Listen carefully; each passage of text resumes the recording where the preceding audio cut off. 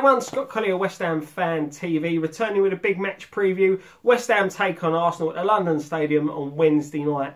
Tough fixture, you know, but we've got to take a little bit of confidence. Our last two defensive displays, I know we lost against City, but the way we played against Chelsea, very resilient, worked hard, played some good football in there and caught them on the break. You know, defensively, I thought we were really tight and compact, really good. Noble in the mid, coming into the midfield for that one.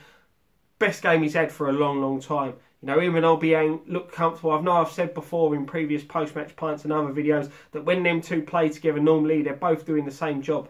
Against Chelsea, they knew exactly what their job had to be and they went out there and did it and done really well. You know, Arsenal, again, another top six side. Got to be careful with them. You know, they last time they visited the London Stadium, obviously they run out 5-1 winners. The last time two teams met, they beat us 3-0. We've only won 2 of our last 20, so this isn't going to be 2 of our last 20 against Arsenal. So this isn't going to be an easy fixture. Obviously, beating Chelsea was our first win in 8, I do believe. You know, it's not pretty reading when you look at all the stats. As I said, you know, this is a tough game. Arsenal last time out drew 1-1 with Southampton. Giroud come off the bench to nick a late goal for them. So I don't think they've won in their last 4, or they've won 1 of their last 4 away fixtures. So, you know, we've got to be careful and actually know how we are with runs like that. But you've got to be confident going into this one. You know, as I said, it was a great display against Chelsea. Arsenal, you know, they've got their strengths, but I think they've also got their weaknesses, especially at the back. I don't rate them as good as they have been defensively. Be interesting to see who they start at the back. Be interesting to see who we start up top, especially with Antonio, you know, coming off when he did, having to get substituted. His fitness is a real worry, and you know, we've got loads of games coming up in a short space of time, so we really need to be careful of how we're going to set up and approach this game, especially keeping one eye on the Stoke fixture on Saturday. So it's you know, it's going to be an interesting game. To be honest, I don't see a repeat of last year. I don't think they'll run out 5-1 winners. I hope that don't come back and bite me in the backside. But, you know, I'm just confident, a bit more confident going into this one with that win against Chelsea. When we look at the injuries to Arsenal, they'll definitely be without Sadik Cazorla, who's been missing for a long period of time. Ramsey may not be fit for this one. Mustafi is a doubt, along with Walcott. Having Walcott missing, you know, if he don't play that, if he ain't involved, that's a big boost for us because he's one of them players that normally causes a lot of problems. Obviously, with our injuries, we've got no new injuries. Byram, Font and Collins still missing, definitely. Cech is a doubt. To be honest, I don't think he'll be back for this one. We may see him for Stoke, hopefully.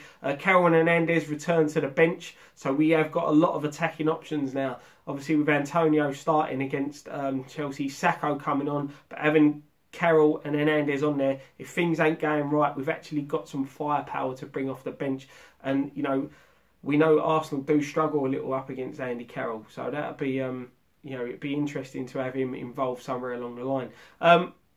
When we look at the dangers that Arsenal have, Alexis Sanchez, obviously in the last time at London Stadium scored that trick, a very good player. Probably not in the best vein of form this season, but still one to watch out for. Olivier Giroud, 6 goals he's got against us for Arsenal.